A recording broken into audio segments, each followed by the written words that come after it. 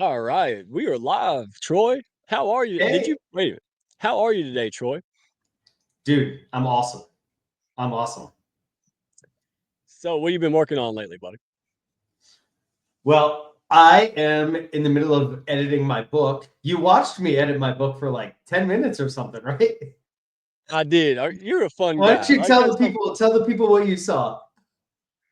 yeah. So I come backstage, I say silly stuff. Troy's there, so I come back and I say silly things, and he's frowning at me, and I'm like, oh, okay. And he didn't like that. I was like, hey, woohoo! Charles is back there. He's just going. I don't know what is happening. So we're back there. Yeah. Jilly comes in. Fihmiya comes in. 18 minutes later, I yell at Troy, and he thinks it's the voice of God at first. He's like, "What? What is that?" Yeah. Dude, I love it, man. You listen, you're writing this book for the people. I can see it. You are in it, man. And hats off to you because you behave behind the scenes. There's no way my camera could be on for 18 minutes when, I know. What would when we I see, Mike, for 18 minutes of Mike not knowing he's on camera? You don't have to answer that. 18, You don't have to answer 18 seconds, Troy. That's how fast it would take, that. brother. Man. Oh, dude, especially with my kids. When my kids come in, people say, "Oh, don't yell at the kids." No, imagine 2 Oh, Tasmanian devils with ponytails coming in and just like a little tornado. Yeah, I dude, got it's two. hard not Yep. to. Yep. I got two. Look, who we got in the house here? We already Susanna. Susanna's been here since you were working on your book. Hey, Susanna, good to see you. Thank you. Oh, speaking of books, listen, look, shameless plug. It's well earned around here, guys. If you're on the fence about writing in the anthology, just do it. Come on, I did it twice, and I'm glad I did it twice. International bestseller, and helped me formulate my messaging and figure things out. Go do it. Stop thinking about it, dadgum. And then, oh, look, Danielle's here. Good to see you. She is doing amazing things behind the scenes. Usman, hey, I hope I say that right. Always coming in. I appreciate you. And then we got Royce Blake, Mr. Radio Oh, Voice Royce. himself. That's Man, we gotta have, like, the most of this guy's everywhere. I don't know how he does it. Then we've got Homer. That's my guy there. He keeps me, in check. This is why the show doesn't fall to pieces. Thank you, Homer. Good job, buddy. He does all my that back guy's work. important. Yeah. Yeah, he is. Yeah, making me look good, daggum straight. Alright. So, I'll tell you what, let's run the intro, and, we'll come back, and I'm gonna tell people about your upcoming book, man. I'm excited. Then we're gonna get on with the Appreciate it. panel. We got those folks back there. Let's do it. Let's do it.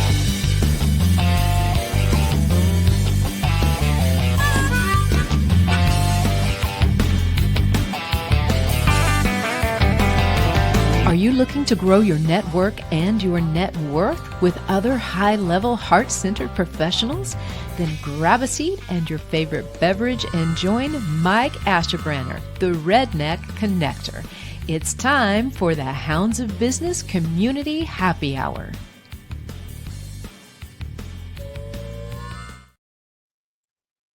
All right. Thank you all for tuning in and the massive support. And nobody shows up like y'all. And I mean, people coming left and right to the Hounds group call because they see you. They're like, wow, what is going on here? I mean, you don't want to be the only one at a party that, you got an invite, you decide not to go. Then you see through the window, everybody's having a blast, right? You might want to come in after all. That's kind of the Hounds, man.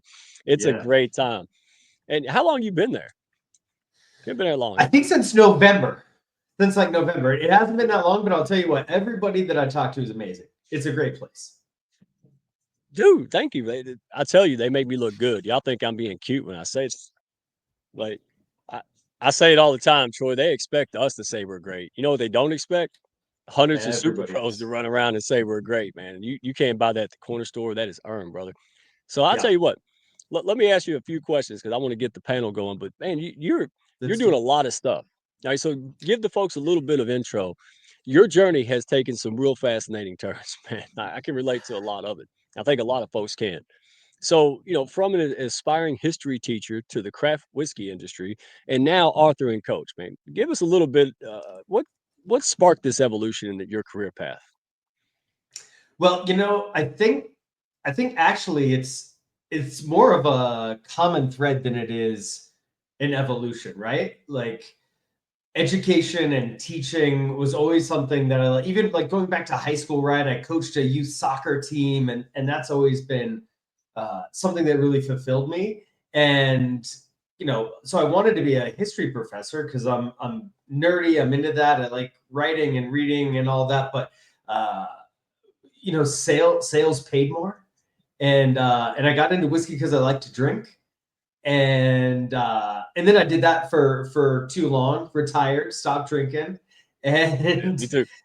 yeah, and then really kind of then came back to writing and coaching and teaching and doing it in a way that I didn't realize existed when I graduated college, but am finding it now, and it's awesome. It's awesome. So much more fulfilled and like really doing stuff that like I'm incredibly passionate about with people who are also trying to put good into the world, and it's great. See, this is what I love about the Hounds, you and our guests coming up, and most people in the comments, right? Like, you just regular Yeah, people went through stuff, mostly challenges, and you went out to help other people. You figured it out. Now you help other people figure it out, right? That's the whole tenet. So yeah, we're going to have you on the show. We're going to have you on the radio show soon, so people can get the full gamut. But yeah. right now, your focus on coaching in the book and the authorship, right? You developed a framework called HALT, right? Well, tell us what that is, and how did this emerge, right? Like, and why do you think it resonates with folks? Yeah, sure thing. So full disclosure, I did not invent Halt, right? Halt's been around for a while. I talked to the guy who I tracked down the citation of the first guy who published Halt. He told me that he found Halt in an AA pamphlet from like the 70s, right? So it's been around for a little while, but it's not a framework that a lot of people know. But when I went into rehab for my drinking problem, like the stats are pretty bad about how many people are going to make it 1 year without drinking, right? Like 65 to 75%, depending on the stats you see, will not make it 1 year. And so I asked my therapist, I was like, how do people mess this up? How do so many people mess this up? And she said, well, people make bad decisions when they're hungry, angry, lonely, and tired. Halt, right? And I listened to that and it scared the crap out of me. Because I said, well, I mean, we can't not be those things. We're those things because we're human, right? And it made a lot more sense as to why it's so hard to make it a year. And the way that I approached Halt was a little bit then flipping it on its head, because it seemed like a really reactionary thing, right? Like you got to, in the moment, recognize when you're feeling hungry or angry or lonely or tired or whatever, and then stop what you're doing and make a good decision versus a bad decision when you're in a low moment. And that seemed like it took a lot of self-control. And like I didn't make it to rehab by having a lot of self-control, right? So I said, I gotta figure something else out if I'm gonna make it. And I just thought to myself, well, what if I could get ahead of those things, right? What if I could plan my day and be a little bit more proactive instead of reactive, and like, eat before I get super hungry, process my emotions instead of bottling up so they explode. Like reach out, like call, like use the phone to call somebody. I know it sounds weird right now, but in these days, but yeah, reach out and call someone so I feel more connected to people. Prioritize sleep, which I never did before, exercise, which I never really did before. And Yep. I got better results when I was proactive about those things instead of reactive. And I was like, man, when I tell people about it makes all the sense in the world, but they never heard of it before.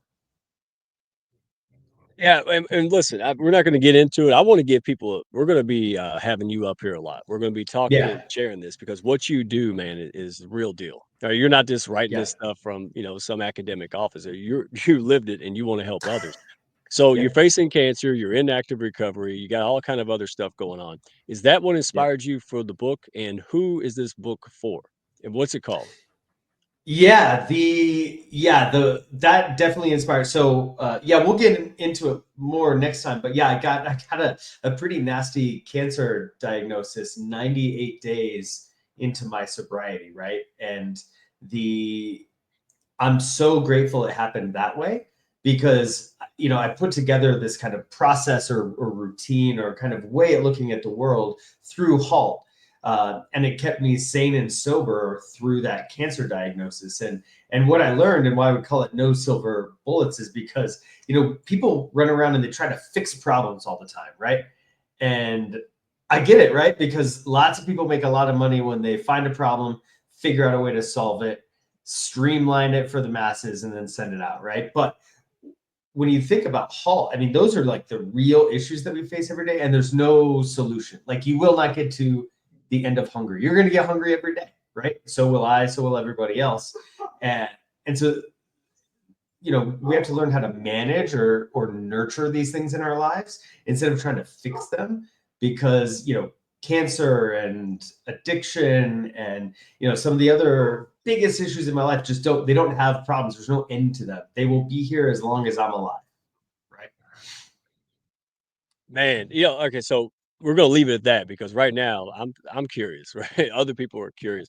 Here's what I like about it. You've been there, done that, and you help Yeah. people through that, right? If you and I fell off the cliff, 50 times, we want to stop people from doing it, right? That's why I can't wait to bring Yeah. the panelists up. So everybody go check Yeah. out TroyCarnes.com. All right, go ahead and get a jump start on this. Fantastic individual. And I can't wait to read and learn what he's going to share with us. And if you don't want to wait for the book, hey, go have a conversation with this guy. He's one of the most inspiring guys I know. So thank you, man. We'll have you back on soon. And hey, thanks for being here, man. Really, you don't have to do Mike, you're so kind. Thank you so much. I appreciate it. Have a really good panel. All right. it. Absolutely, man. We'll have you on soon, brother. You take care. Thank Everybody, you. go in the comments, man. Everybody wants to meet you now.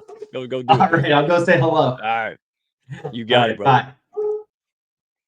All right. Hey, without further ado, I'm just going to throw them all out here. All right, here we go. We got Charles Robinson, Fihmiya. No, that's not Jennifer Love Hewitt. That is Fihmiya. And there is Julie Johnson.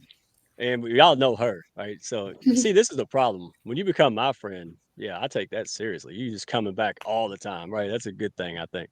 So, welcome to the show. And everybody listening out there, listen, entrepreneurs feeling stuck, traditional models not working, right? Struggling to unlock, true potential. Maybe I'm not getting the results with my efforts. This show's for you. This is really about the communal aspect centered around each of these individuals, what they do, right? Really heavy in the mental health and well-being sector. But these are certified people. They have on and offline businesses. So honored to have you guys here. So, Fihmiya, your community connection strategist, right? We'll start with you. Give us a little bit about yourself, before we dive into all this. What really sparked your passion for creating these inclusive spaces that you're so passionate about? Tell us a little Yeah. bit. Yeah. So thank you, Mike, for having me. And it's a pleasure to be on with Charles and Julie. So this is going to be exciting. So a little bit about me, Mike. I wouldn't say there was an exact moment, but I will say that it started when I was a teacher. So I used to be an educator for quite some time. And I would say it was the moments that started to build up where I really started to pay attention to these inclusive spaces and how it would make my students feel, but also my colleagues, my team members, right? It was the feeling that people would be left with when they would leave the classroom or they would leave when they would be in a space with me. So it was a matter of the impact. And I naturally just was really good at building relationships. And this is not me tooting my horn, Mike, but it was just something that I really You are. it took me a minute to really pay attention to my strengths. And creating authentic connections, which Julie knows is like one of my favorite words, really kind of went through and flowed into creating inclusive spaces. It's always been in my blood and I love it. And I love building relationships because I'm always going to be heart-centered and always leading with a people first approach. So I would have to say it started when I was a teacher. Yeah. It takes one to know one, right? Like, when I met you, first 2 seconds, I was like, oh, yeah, absolutely. Heart centered, master connector, loves pushing people up. Yeah, that took 5 seconds. So super happy to have you in the pack. And I met you through the one and only great Julie Johnson here. Really? Don't be shy now. How are you? I'm doing good, Mike. Yeah. Good. But we can't have you up here enough because you have a great symposium. This is going to be Yeah. very impactful for many, many people. So, Mhm. and you're a modest lady, but watch it. You've won awards for instructional design work, Yeah. leadership, right? Yeah. Yeah. I'm curious about the human side of the story. So tell us about yourself a little bit. Why integrate and I'll pull up the website so folks can go straight to it and register for this symposium. Yeah. So Integrate started, so I have a background with complex trauma that kind of transcended into like my background in recovery. I know that Troy was on there earlier, is in like eating disorders. And so a lot of my recovery is in eating disorders. And so Integrate came around when I was actually doing a yoga program in the school system. And I was working in education too, like Fihmiya, and I started a trauma-informed yoga program in the school system. And we built like a network of people that could like take care of this program that we were starting in the school system in St. Louis County. And we wanted people that we could refer the families to, in this program. And yoga was one of the ways that I, found a lot of my own health and wellness and healing process. And it was great to like do that with kids and teens and like a decade ago. And then we built this little network that kind of helps support this school system. It was an ecosystem, let's say. And people were really excited about having this lens. The big lens about trauma-informed care is it's not what's wrong with you, it's what's happened to you, and how do we create a narrative of thriving with that, that's not fixed. It's what's it called? It's all about your holistic, your human story, your human side. So I saw a lot of myself in some of the kids that I taught yoga to. And and then we had all these really great professionals around us. Anu French is also on LinkedIn, and she was one of our originals who I would refer to for pediatrics for these kids. So that's kind of how we started. And it definitely mirrors my own experience with eating disorders and mental health and complex trauma. You're so open about it. You struggle through it, so you know how it is, right? Like you're not just an academic, and now you do all this hard work to help other people. So the symposium, right? When is it? How do people get involved? Do you just need attendees? You need sponsors, speakers? What do you need? Yeah. So right now we have we're using attendees right now, but there's always room for sponsorships and things down the road. So it is a review of the skills we need to help us self-lead. A big part of eating disorder recovery is self-leadership and self-leading, and learning to make decisions for our well-being, with all these different frameworks we use. So we really lean into self-leadership and also community-driven leadership. We need ourselves and each other, right?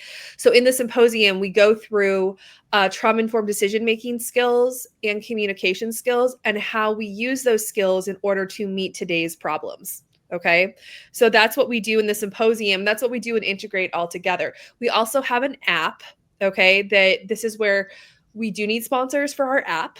So we just launched an app called Let's Integrate, no apostrophe, because that was taken. So we had to take the apostrophe out. So people are always like, there's no apostrophe.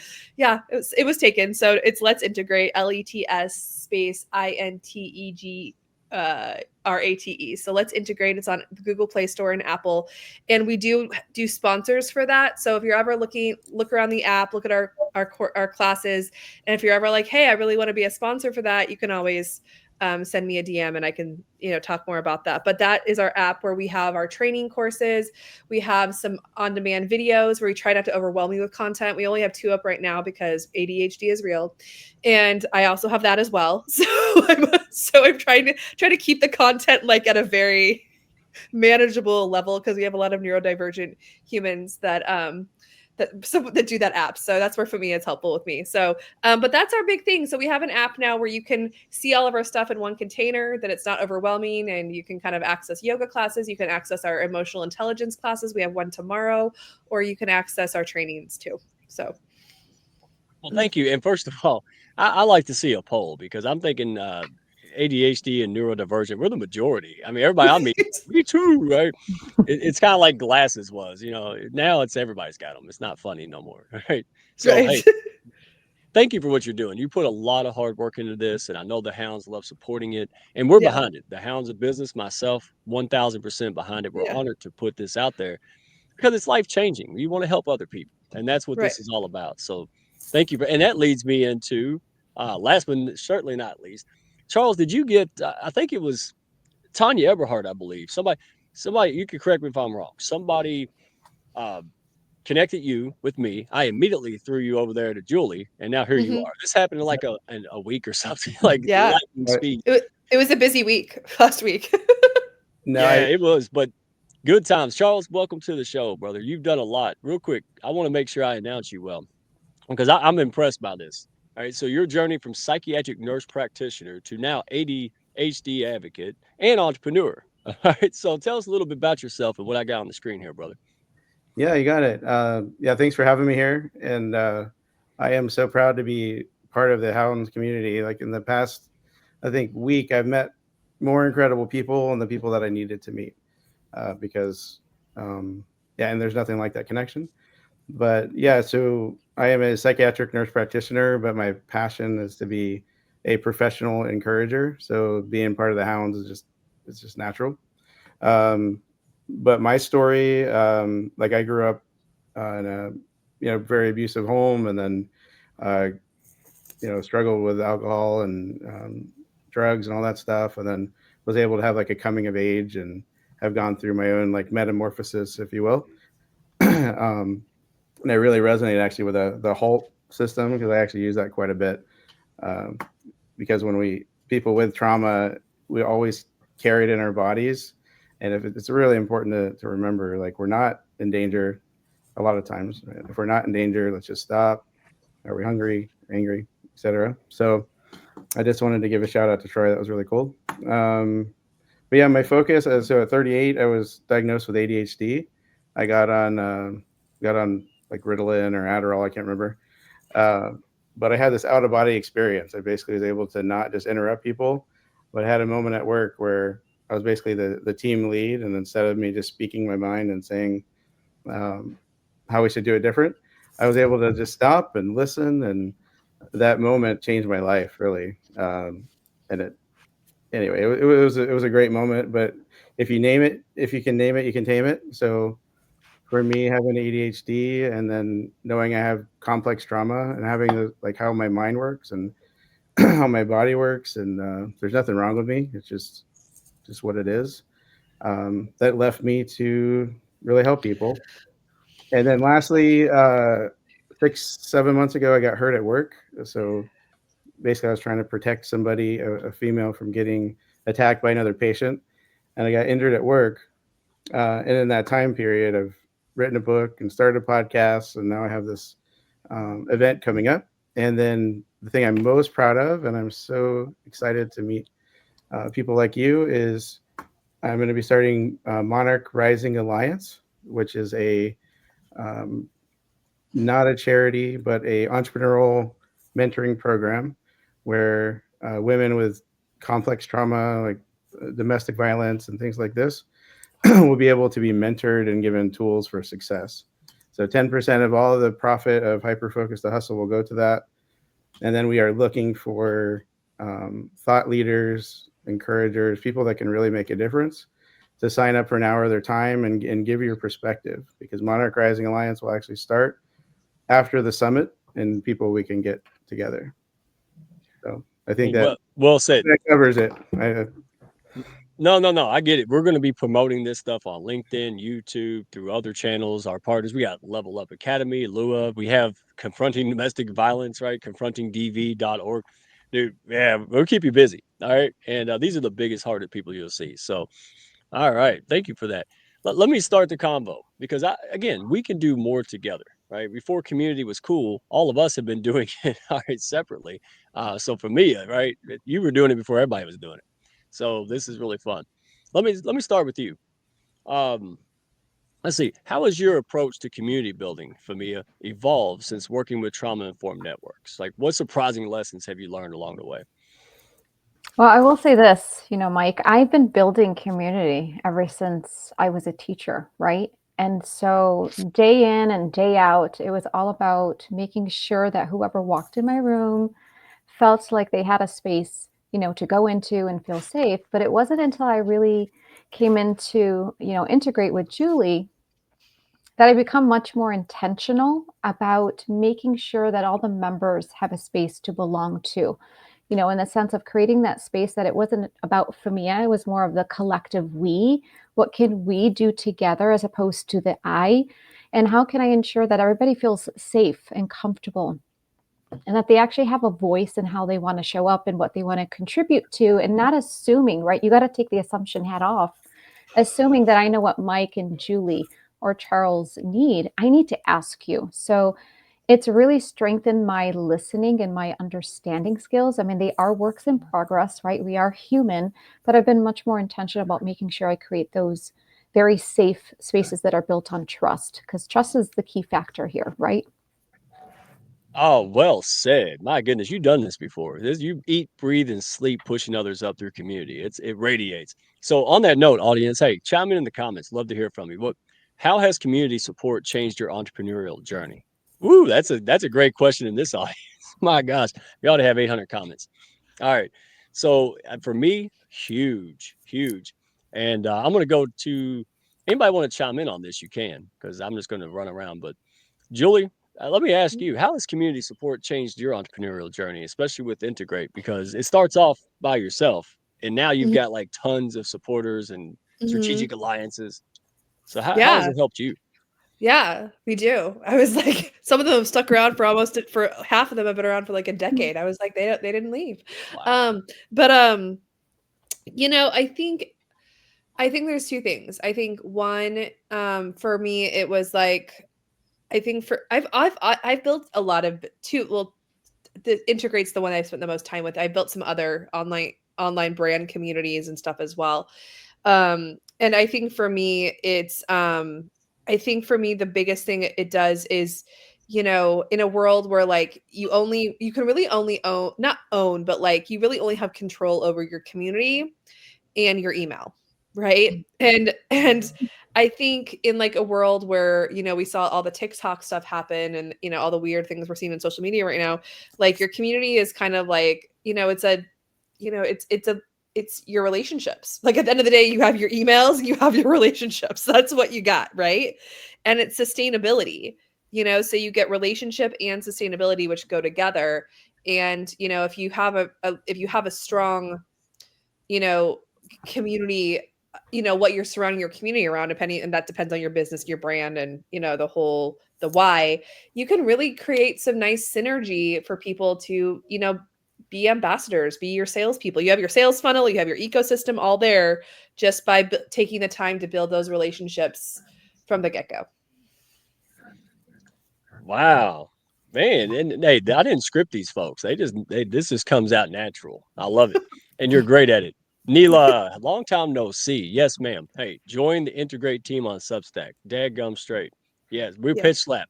All right, yeah, absolutely, because we want support. You can't do this by yourself. You can't do it without people, funding, all the 9 yards. And the app is no easy task. Trust me, I can't even work the platform we got. So hats off to you. It's amazing. So Charles, you're kind of new. All right. So the communal, so maybe with my perspective, but if you want to chime in, how is Yeah. Well, even so early on? one piece of advice I got early on was every Zoom call or anytime you're networking, don't actually try to sell anything. You're just meeting a friend. So Mhm. like today I had someone on my podcast, but it didn't turn out to be a podcast at all because it wasn't a good fit. But we kept the meeting anyway, and then we're going to be partners in the long term, right? It's just one of those things where I think in 3 to 6 months I'll be able to look them up and say, hey, this is what's going on. Remember we talked about yada yada yada, and that has been ridiculously helpful. And just being myself. And Mike, actually, you're a huge inspiration, man. The redneck connector, man. Because I have I'm like eccentric. I've got significant ADHD. I'm like all over the place. And dare I say a little manic, but people who like me, they love it. They're just like, what are you saying? Like get in the flow. And I find that neurodivergent community is so beautiful and so understanding, and have the ability to not only like listen better, but then interrupt you when you're being boring or off task, or it's so I love the community. And early on I got to meet Julie, and I'm just so honored to be like working with her. And then it's great, like basically just being people's friends and having the common goal of helping people, like help people make money. That's really what I'm doing. And so far I've met hundreds of people that are just phenomenal. So if That's what I got. Wise man right there. You were just likable. I know. Listen, I got a friend of mine, right? And they're like, "Oh, like no like and trust. That's BS." Blah blah blah. No, it's not, dude. You're here because I liked you. I can see his big old nose. I can smell BS and winners from a mile away, dude. I said, this guy's really ate up with passion. That's why we got here. And then I threw two of my best Pokemon at you, Julie and CJ, Dr. Constance Leland. This woman made ADHD a daggum superpower, dude. I can work hard, and I can wear out most people in my work ethic. She's on a whole nother level. She must be from another planet, dude, honestly. So, but again, that's encouraging. I have a little girl, right? My daughter, they need role model. They need to say, hey, look, it's okay, right? There's nothing wrong with you. You just got to learn how to use it, right? It's not nothing wrong with the power tool. Somebody's got to show you how to use the drill. The same Exactly. concept. Go ahead, Julie. Oh no, I was gonna say. I got a diagnosis of ADHD like a decade ago, with my PTSD. It was a nice little combo, fun thing, because they go together sometimes. And I think something that's interesting. I think it was Ned. So back in the day, like a decade ago, when I got diagnosed, there was not this. There was no like thing. I think I had Ned. But he talks about the gift of ADHD. I forgot what his name is, but it's called the gifts of ADHD. I forgot his name though, but he's like one of the leading psychologists on ADHD. And I remember him talking. I remember listening to him talk because all my life people have always been like, how do you get all that done? I'm like, I don't know. I just focus on it. It's hyper focus, for like long periods of time. And I don't do anything else, for days. That's all I do, So, I think that it's really just, learning to see it as a gift, I think is really, with some executive functioning, strategy is what my therapist used to talk about. She goes, you just need a little executive functioning strategy to like, balance out the energy. And I was like, oh yeah, totally. Yeah, that's a great point. I mean, we all run around like we're all messed up and we're we're a special kind of just, not okay. And other people are just better at hiding it, Julie. That's what I've noticed. I just listen. Ain't nothing wrong with you. You just got to figure out how to grow and overcome the hurt and challenges. That's the calling card, guys. Right. Stop the stigma. I fought fire for 8 years. All right, there's nothing wussy about me or anything. All right. But the real strength of courage is to go and tackle all the stuff inside, right? The things holding you back from the impact and being a better person, best self, happy. That's what this is about, right? Because when you get your inside right, it's amazing how the business starts to get better, right? Your marketing strategy, your sales, all this stuff gets better because you're believable and you're doing you, right? Case in point, right? So love this discussion. For me, you good? This is her first time. I didn't want to scare her off all of a sudden. No, not at all. I'm enjoying it. She's tough. Good, because I want to hear from you. I'm gonna go at you first. Is that good? Can I pick up? Yeah, of course. Go for it. All right, good. So I want everybody to chime in on this. Audience, hey, this is your show too. How do you balance scaling your business with maintaining authenticity, right? Authentic community connections. So you got the business, you got the community. And let me preface this real quick. I think of old like support groups, right? If you had ADHD, you had alcoholism, everybody had a support group. Nowadays, it's really evolved. Right. It's really evolved. Now we do business. We go pick those people to do symposiums. Right. It's really more than just a group of people who need to work on stuff together. Like it's really expanded. So on that question, how do you balance the business and maintaining, community connections? Yeah, so that's a really great question, Mike, because I've worked with founders who struggled with scaling their business while also having maintaining their authentic connections. And I would have to remind them that it shouldn't come at the expense of, the authentic connections. They can go hand in hand when you really prioritize the members. And when I say members, your customers, your clients, your user, and you always keep them in mind and you build an intentional relationship, it really does increase your engagement. And when people feel like you're including them and you actually care and you're allowing them to contribute, that not only increases your engagement, but it really does allow them they just naturally become loyal users, loyal advocates who just naturally refer people. And I have seen this happen. And I've also seen it too, where when business leaders neglect people, I've actually witnessed people leaving, and I've actually had direct one-on-one calls, and I would ask them, why are you leaving? And they would tell me, well, Fihmiya, because I don't feel supported. I don't feel like I am a part of this. Nobody's listening to me. So what I've done, as a community manager is I would have one-on-one conversations. I would intentionally create time to speak. Now, you can't speak with every community user because it's very challenging, but just enough to get an idea. And by doing that and creating spaces where they can all come together like a monthly meetup, they start to feel like, I am a part of this. They actually do care, right? So that increases the engagement and it drives the retention rate as well. But you have to be very intentional about doing it too. Wow. Very inspiring. And look, hey, I messed it up. I wish I'd known you before I messed it up. Seriously. Because it is very difficult. So if you're in a community, any type, Yeah. business, whatever, have a lot of grace with the leader. I'm just speaking for all of Yeah. us, right? Because we try hard. But you're right. You never go when someone brings something to me. It's funny when they're like, "Well, I didn't want to tell you this, but," I'm like, "Tell me, how am I supposed to fix something I don't know about? You absolutely tell me. And matter of fact, I'm probably going to recruit you to help me fix it. So be careful, right?" Yeah. But But I Mike, love your it's a learning lesson, right? Like I didn't build the way I build community now. It was literally I had to learn through, I wouldn't say mistakes, right? There were opportunities to really just figure out what worked, what didn't work. We're human, Yeah. but when people say that authenticity of you making a mistake, they find you more relatable. Like, oh my God, she's not this perfect person. Yeah. And Julie knows this. We're always trial and error, but just keep people in the loop. Be transparent with people. Yeah. I would agree with that. And I think from a business lens, I think that, as a founder, I think you have to, I think I had to choose to invest in Fihmiya as my community manager because we had a community and I was not like you can be a founder and then you're like, I'm 5,000 things I have to do with the community and you all are here because you want the product that I'm creating. So, so about 18 months ago, I was like, I think that's what you kind of have to look at when you build these community businesses is you're like, okay, I'm the founder and then there's this community and I can't like you come to a growth point for me when you scale where you're like, I can't do both.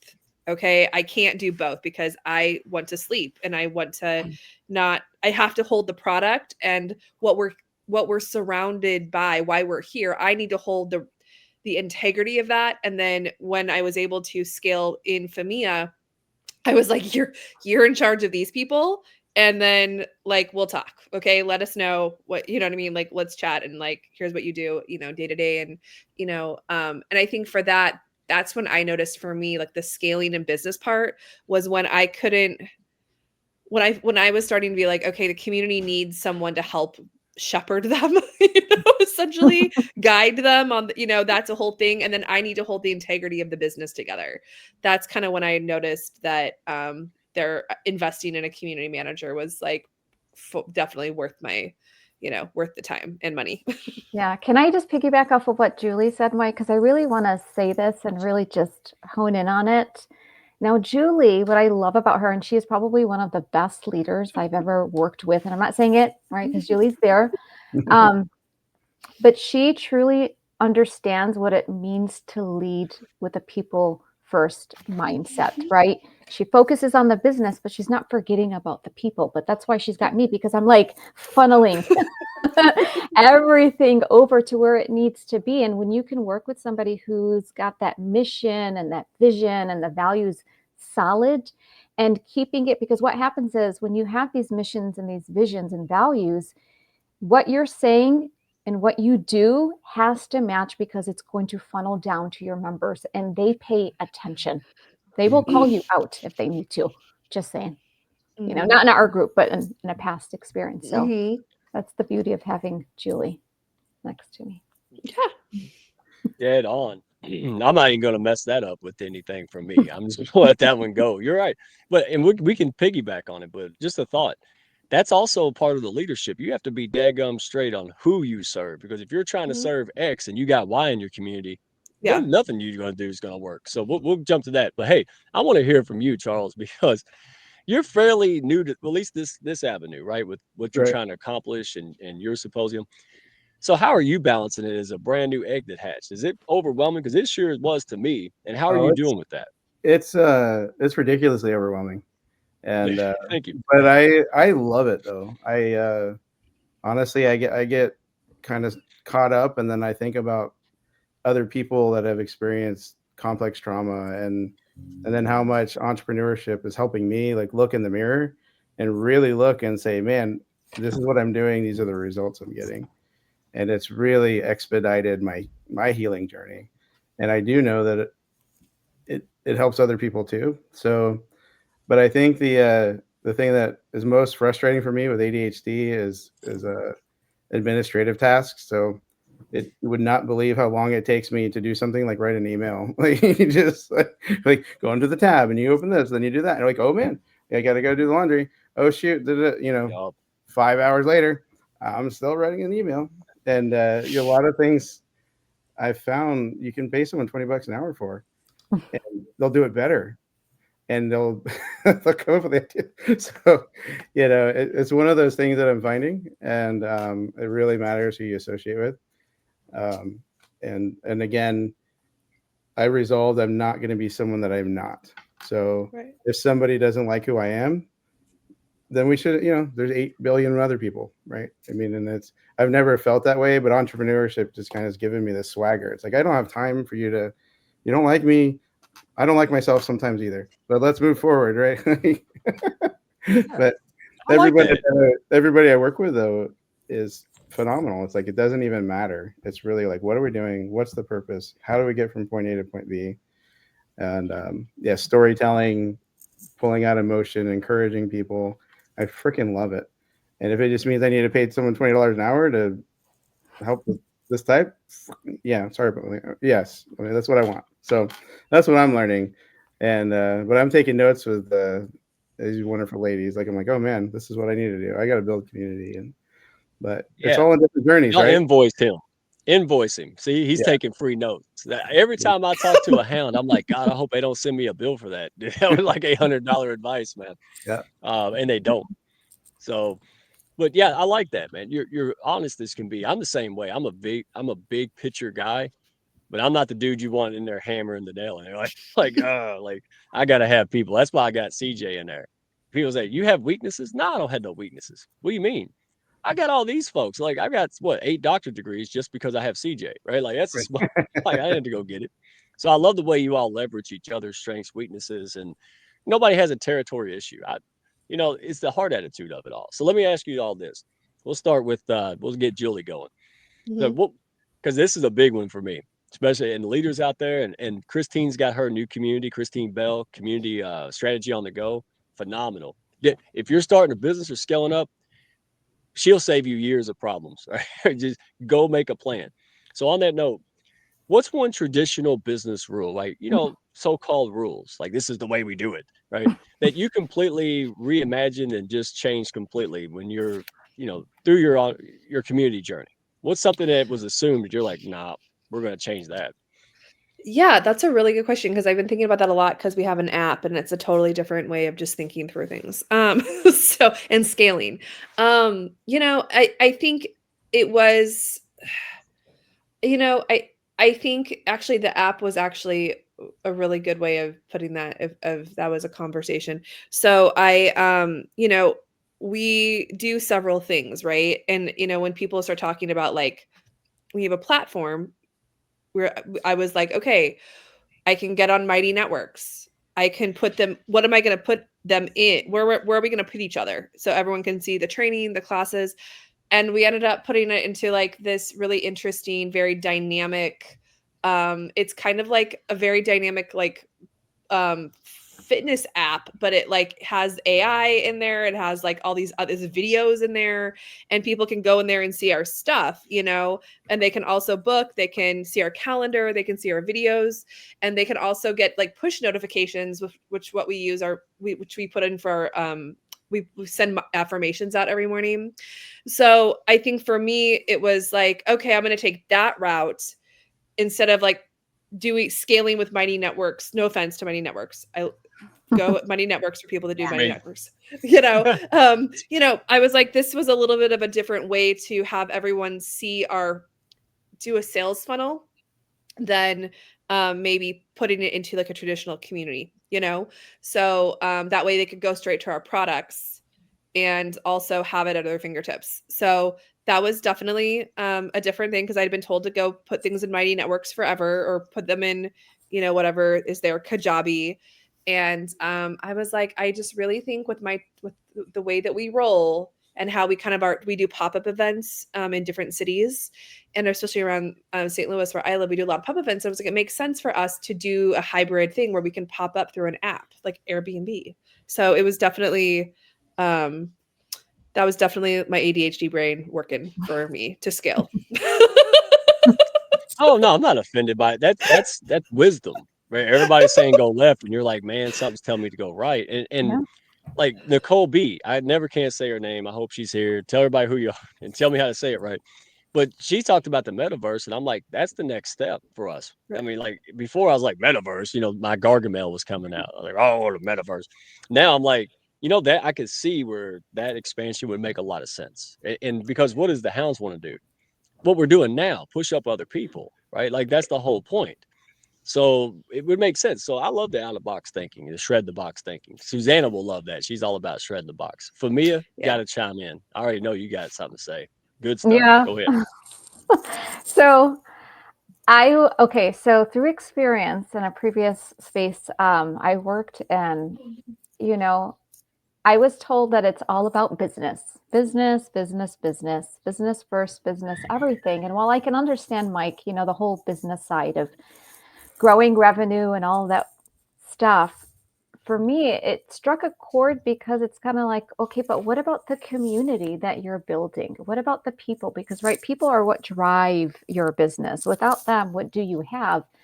So for me, I had to become, again, much more intentional about sort of educating the team about what community is and why it's really important to build a sustainable community, because that's what drives the business outcome, right? Because without them, the community kind of implodes or it just kind of crumbles. So for me, I just had to keep reminding them about, we really got to lead with empathy. We got to lead with understanding and really just have conversations, because they would ask, well, why is there no engagement? Why are people not engaging? I'm like, well, maybe if we just not pitch slap them all the time and make the posts all about your product and try to sell them, and actually have a real conversation and see what it is people truly need. And you actually talk to them and what they would like to see and what they need, maybe it might change. So when I started shifting that and took it upon myself to do that, people started to engage more, right? And then their peers started to see that. And then naturally, I started to get active users, which then became loyal users. And I'm a very curious person, got on a call with them. And I had asked, well, what made you want to engage? They're like, because of the intentional space of you asking me what I was needing and looking for, right? So when people talk about it's all about business, but yet they want to have a community, I have to kind of come back and sort of kindly challenge them and say, well, what's your purpose of having a community? Are you wanting it because everybody else is doing it and it looks pretty? Or are you going to be intentional about making sure you're building that well-crafted space to actually have collective users? Wow. Some of them would pause and they're like, oh, maybe I'm not ready to have a community. See, y'all thought I was being flattering earlier. I was not. Like, I really wish I'd known you before. I don't know if I'd have listened. I was hard-headed. But taking polls. Yeah, slap. I need that. That's why I got CJ and all these other things. But taking polls, right? Think about a restaurant, right? You come in, you look at the menu, you ask for what you want, they go back and fix it and bring it to you. That's marketing in today. That's what you're doing. You're like, hey, what do y'all want to see happen? Go get it, make it, and then give it to them. Like, I know it's oversimplistic, but it's really that simple. It's not easy, but the concept is simple. I seen Julie. Yeah, no, I'm with you, because I do that, and I think right. That there's, I think there's a lot of things in this. And Charles, I'd like to hear your perspective on this, since you're like in that early space, you really have to, when it comes to your brand, because I've sat in a lot of community management meetings with the community management people, and everyone's like always centers on the product, and you're like, okay, but those are ambassadors. You have a community, okay, and there's a difference between a brand ambassador and there's a community. And you really, I mean, for me at least, I really had to like sift that out in my head in like, okay, what's a brand ambassador and what is a community member, and like, what is the difference between that, and that's going to be different for everybody. But I would say, I always ask myself whenever I'm entering into community spaces, I'm like, am I a brand ambassador for you, or am I actually in a community? And what does that look like? And Fihmiya can talk to you more about that. But as like someone that's in that space looking at business through this lens, I'm constantly having to make sure that I'm not masking a brand ambassadorship through community. Charles, we got to hear you. You're brand new, man, to this new. A very different perspective. But I just, man, what can I share that's encouraging to everybody, including myself? Is that I don't know if you guys have ever heard of that brand ambassadorship. Someone's talking. Oh, sorry. We got to hear you. Is there an echo? I think I fixed it.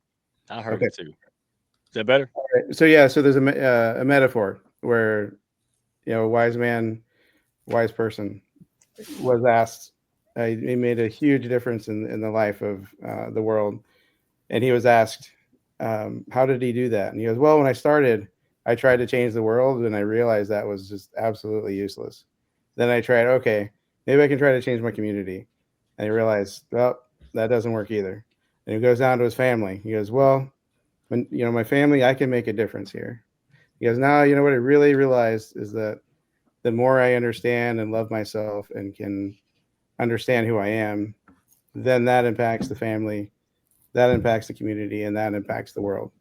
And I can tell you with a lot of experience that the more I'm able to love myself and see myself as an amazing, beautiful person with lots of quirks and things, and able to work through pain and be able to name it, to tame it, that's where life really happens. So I do know, no matter what, this is like level 301 community, but I'm just like, okay, how can I at least get some wisdom to these unbelievable, like I'm taking notes. I'm like, how do I do this? And I'll be scaling up at some point and getting help. But I do think that focusing and investing in oneself is priceless. With the point, no, let me hear me out. Sorry. With the point of helping others, because what happens when you focus on yourself to improve yourself, you become a pond and you really start to stink, and no one wants to be around you. But if you're able to let the water flow, so to speak, and help other people, like, I'm going to love myself so I can love the world. Right. With that mindset, it will happen. Versus I love myself, so I'm going to please myself and do whatever I want. It leads to nothing. So that's my advice with community building with yourself, I guess. So that was very insightful, and you affirmed what I just rambled off. So this guy's licensed and experienced. I'm not full of doo-doo after all. Thank you for that, Charles. Because I spent all of 2024 working on me way more than the tactics. Yeah, the business stuff was important, but I'm telling you, it's like the floodgates open, and because you're ready for it. You're wiser, you're more resilient, you're more less rigid. You right? You're the conductor. They're only going to play to the level you could do this with the sticks, and that's the key. Right? I love that, man. You're going to do good. Can y'all tell? Hey, comments, audience. Charles is going to do all right, man. He's beating me out of the game. Yeah, I came out the gate like this. He's coming out full blast. And again, if I can help you not make mistakes, that's what this whole thing's about. Right? Yeah, get you there faster. And please speak up. Anyone in the community, feel free. With a lovely ADHD, I realize how many mistakes I make, and I'm okay with it. It's like, hey, you're doing that wrong. Oh, sweet, I didn't know it. You'd be surprised what I can miss. So any help would be appreciated, and vice versa. If anybody needs help with ADHD or any questions or just in general, I'm really an open book, and Dude, all right, we're going to stay with you. We're going to get to you on this because, right, not to put you on the spot, but how do you plan, right, or how are you doing it now, Charles, to measure like the impact of community-driven businesses, right? So, what's the metrics you're going to form success on? Yeah, no, that's so the way that I'm going to measure that is the amount of people that I help. So the metrics for me is going to be with Monarch Rising Alliance and the women that will get the assistance that they need. So right now for success, I have over 100 people that have donated an hour of time. Wow. And to me, that's success, is that people that are willing to take their very personal best and invest that in somebody else. And I'm able to take the long view and go, okay, this is really going to help out. I just need someone that's really good with community building and for details and stuff, where this vision can become a reality. But I have no doubt. I have so much faith that this is going to work. But yeah, so right now it's measured by how many people are willing to offer their time. And then from there, it's like the connections built and things like that. So I'm still figuring it out, but Man, I feel like look, 3 Yodas and Luke Skywalker over here, y'all. Like, wow, this guy's picking up, isn't he? Yeah, good answer. You got a dummy card you're reading on? Man, I that's do. insightful. Yeah. I didn't know that first Hi, year and a half, bro. Charles Robinson. I get it. No, other people are like, what's he talking about? I'm older than I look. I get the reference. All right. So let's see who we're going to go to with this one. Who should we pick on first? Julie wants to go. I could tell. Yeah. She does not. She, for what? go. Which for the Well, let me preference this. So, like numbers on a board, right? That for me is going to chime in, but numbers on a board for a community success. Like, how many? Everybody wants to know how many people do you got in there? Oh yeah. And so this bothered me. I said, it's to me, it's quality through quantity or quantity through quality. If I help one person a week, to me, that's more than a dead man. That's right. It's one more than zero. So, but then I'm like, hey, how do we go from 1 to 2, right? 2 to 5. So success to me is, hey, how can we scale up what we're doing and how can we do it with more other people and less me, right? So how can I duplicate myself? How can I bring this outside of me? So this community operates one day without me, or maybe I'm out there speaking and bringing in thousands, right? So this is subjective. I don't think there is a hard and fast rule, but as Fihmiya might say, I'm going to spill the beans. You need to think about this before you start a community and a real mission. And that's why I like Charles. So what's your take on this? What is the, the metrics that you guys come up with? And is it different than what people kind of expected it to be? For me and I just finished this process for Integrate. So we're fresh off off the boat of this. Yeah. I think so. I do a long-term, I kind of take my background in instructional design and I apply it here. So I do summative feedback, which is like, okay, how did people feel about like our micro learning? Oh, look, they did a poll for that. Right. And then we do like a summative one, which if you're a background in curriculum development, that's more of a long-term learning. Okay. What's our long-term impact? Right. So we have short-term, like how did they like our webinar? Did they like our class? Did they like our coffee chat? Okay. And I'll do feedback on that. And then we'll do like a long-term one, which is retention and our customer learning journey, where they go through our course and they end up in our affinity group, which is where our professionals that are like vetted in exist. And those are more of our long-term journeys, right? So we have short journeys, okay, where people just come one time, like a video like this. They're like, hey, I liked it. Cool. And then a retention one where people do like who returned after a year with us, because we do year-long contracts with everybody. So Fihmiya, why don't you speak more on that as the community manager?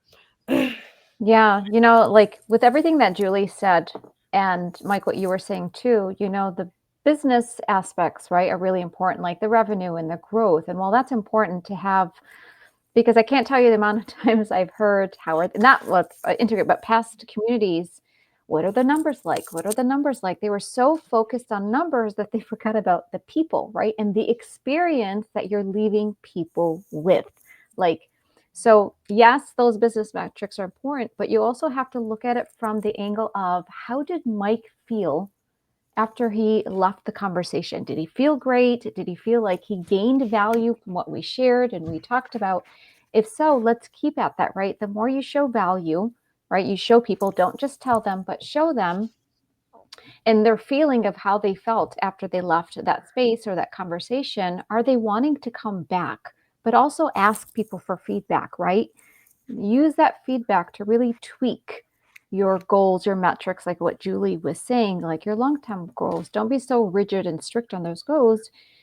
Be willing to adapt and change things because people are going to tell you things that are great. They are going to tell you things that are not so great, but any feedback is great feedback is how I look at it, because that can really help you refine your short-term and your long-term goals. But also the other thing I like to look at it is, am I really empowering people to want to be in the space? Am I allowing them room to co-create and design and collaborate? Because again, when people feel like they're a part of your mission and you're not just building for them, but with them, they want to come back and they become Bingo. loyal users. So it goes hand in hand. You just have to just really remind yourself, because sometimes it is easy to forget. You focus on the numbers, which it's good to have that as a guide, but just don't forget about the feeling, the experience that you want people to have when they leave. Like, what are they going to say about Julie and Integrate when they leave this conversation? Yeah, we had a 93% retention rate, by the way, last year with our long-term people. Mm-hmm. That's phenomenal. Yep. Wow.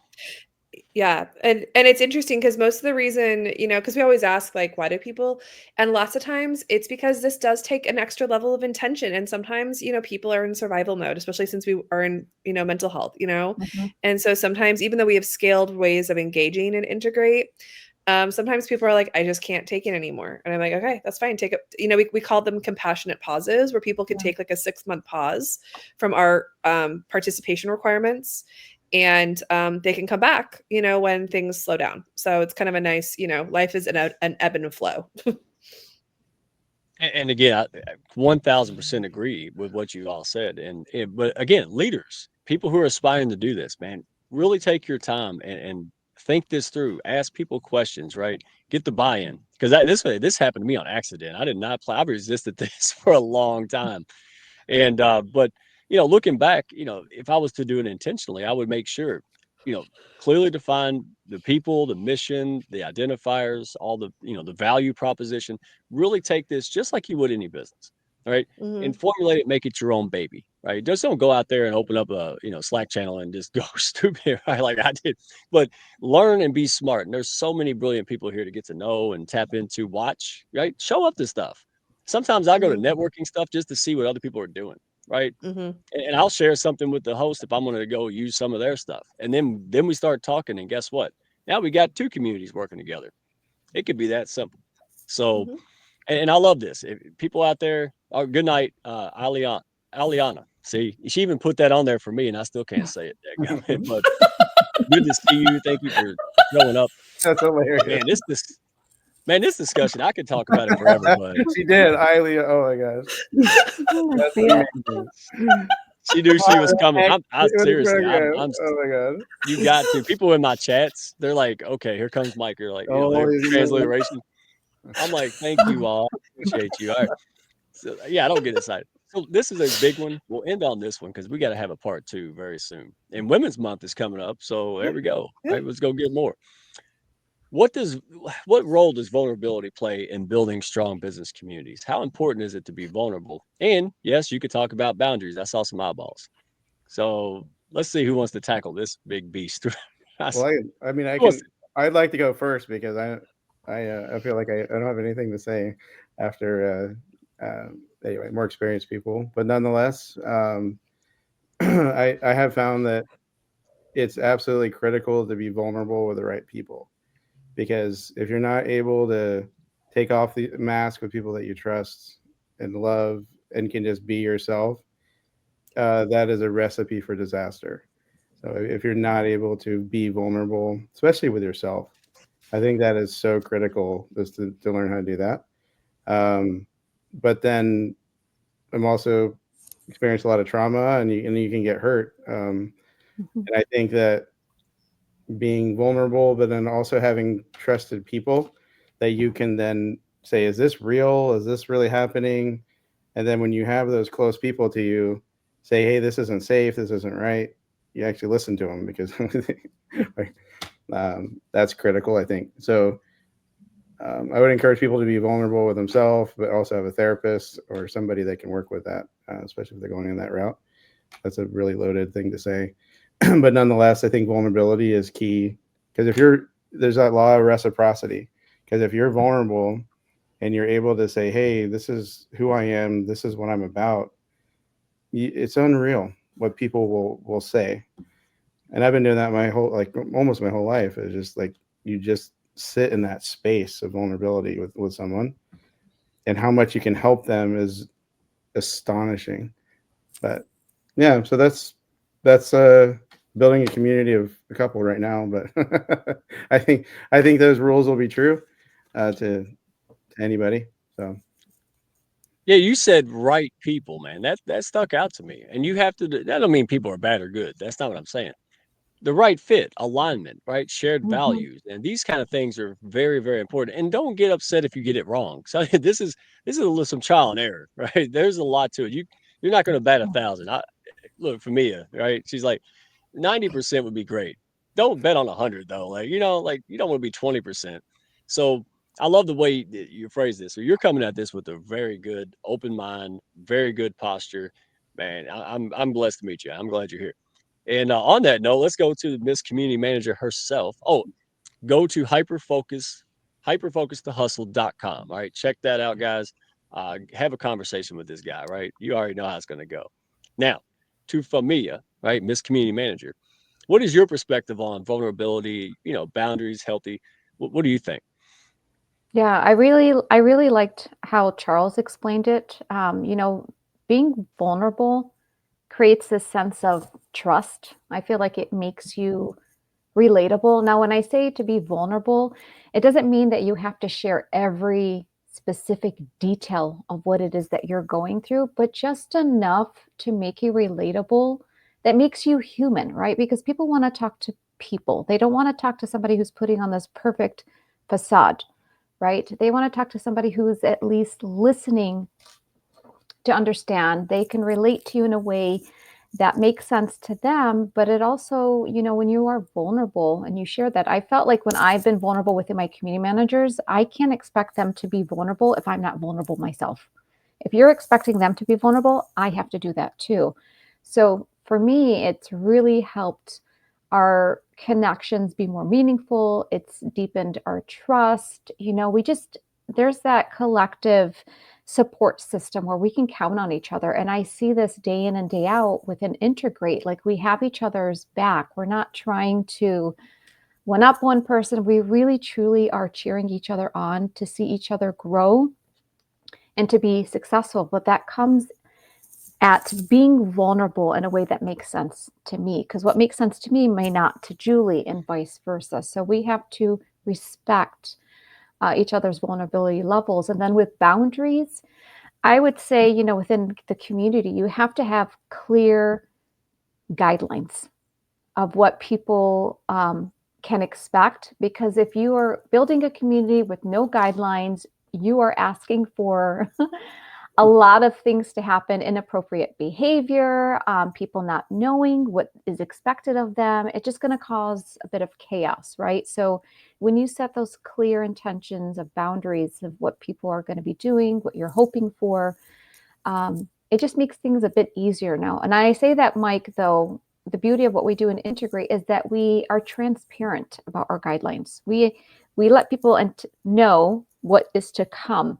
We don't just throw it at them as a surprise. We make it very clear this is what's coming. So we can adapt and change our boundaries as long as it's respectable to everybody within the community. So we don't make it complex. We make it easy to understand, and everybody works with it. Yes, I can testify because when I started, we didn't start the Hounds. We had a group of good old people just hanging out, and then it morphed into something else and something else, right? So what you're saying is dead on, because safety, people need to feel safe, and especially in your line of work. Holy cow, right? Like, so, having these kind of things where people can be open, but because I've seen it too. I have seen it not just, I've seen it I talk to other people I see a lot and you learn from it. I'm not judging it, but wow, when people don't feel safe or, people are saying things they shouldn't, holy cow, that's just absolute, community suicide. You don't want to do that.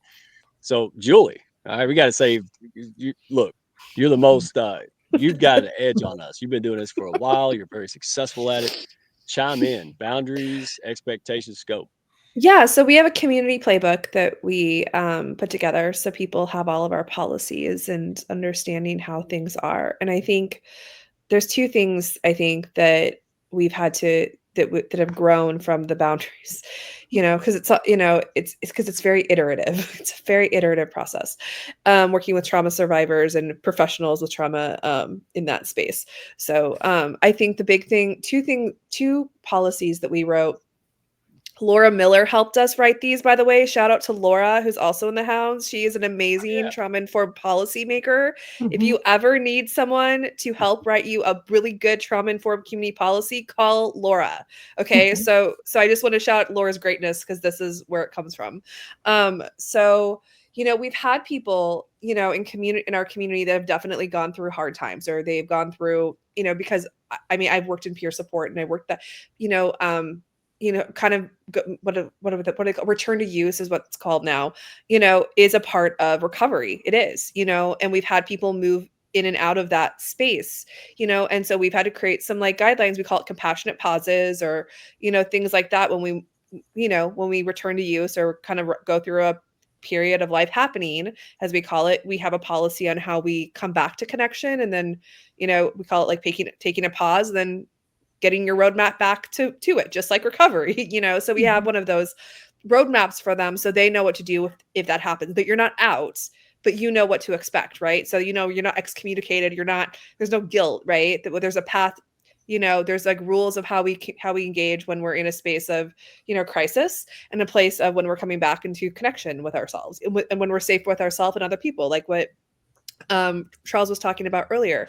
So that's one policy that we have that Laura helped us write. Then the other policy we have is that we have a communication policy where we have boundaries around, when things are when there's a lot happening, whether that in someone's life, or whatever, we have like a protocol and how we communicate. So we're not like sending, emails that are maybe could have been something that happened, something we talked to our therapist about. Trauma dumping is what we call it, so we have a protocol for like emailing. Before you email, like email yourself once, send it, and then go back and read it again the next day and ask yourself, is this for my therapist, for myself, or is this really for the other person? So we have a whole policy around that. Wow. Email yourself. Yeah, dude. Yeah, my fingers hurt. I got all kind of free advice. Yeah, because sometimes we're thinking with high emotions, right? Like reactive. So I like that because it gives you a sense to like digest. Like, yeah, that's from Laura. Really That's a Laura Miller strategy. She was like, I was having an issue one day. She goes, y'all just need to have like a thing where you just email yourselves and then wait 24 hours, then go read your email again. And then if you still need to email them, email, and then dialogue, because dialogue is huge, right? Yeah. And then decide if you can dialogue. Because there are some people that really need to email it out first to see their thoughts. And that just gives them the space. But then there's people like me that need to talk it out. So like, both communication styles can be seen. Wow. Yeah, part 2. Honestly, if y'all ain't got nothing to do next week, I had to reschedule. So yeah, let's do part 2 next week. Honestly, this is so much fun. We just scratched the surface. People loving it. And I write an article called How to Build Community. So like, yeah, I definitely need Julie to proofread and pick her brain. We should write one together. Yeah, we could totally do that. Yeah. We should. Sounds good. Let's do it. We can put our heads together. We got Charles over there, the prodigy child of community. All right. So real quick, hey, everybody, reach out to Julie Johnson, reach out to Fihmiya, and reach out to Charles. Okay. They're friendly people. Go talk, go chat. Worst case scenario, they're going to connect you. I've met Laura Miller and so many great people, Fihmiya, all of them through Julie, right? And then guess what I do? I hit the ball right back harder. And this is what I mean, man. This is so much more fun than trying to pitch slap with a P and spam people in DMs, dadgummit. So, hey, look, shameless plug for me. join the Hounds. Right, this is hard enough, especially if you're heart centered. Right, if you like attracting and building relationships, lead gen. Right, Right. Hey, we figured it out. All right, we got the formula. Don't do it alone. We're gonna plug you into Yeah. people like this. Right, we work together. So Right. thank you all so much for what you're doing. Hey, honored to be able to support it. And man, I'm so excited. Real quick, speaking of that, natural organic relationships forming in the Hounds. Imagine that, right? So we got April Wyatt and Michelle Ward, right? So we have Yeah. breath work, meditation, and Michelle, which, got me and Troy's kind of story, right? Self-sabotage. Like, been there, done that, got the t-shirt. Now she helps other people, right? Amazing. That's who we got. So this is this Sunday, all right, 7 p.m. Eastern time. So New York City, US, New York City time. Go to my profile. I'll put it on the first page on my LinkedIn profile, Mike Ashabraner. Go there to the featured section. It's the first one. So I made it super simple, absolutely free, and it's safe. It's a only women. Sorry, men. We'll get them to do one. Maybe we'll get Charles to do one. But right, it's just a safe space for women. Go enjoy, go learn from these ladies. I've learned a ton. So hey, that says it all. That's good advertising. They've helped me out a lot. All right. So go and don't feel like you're alone.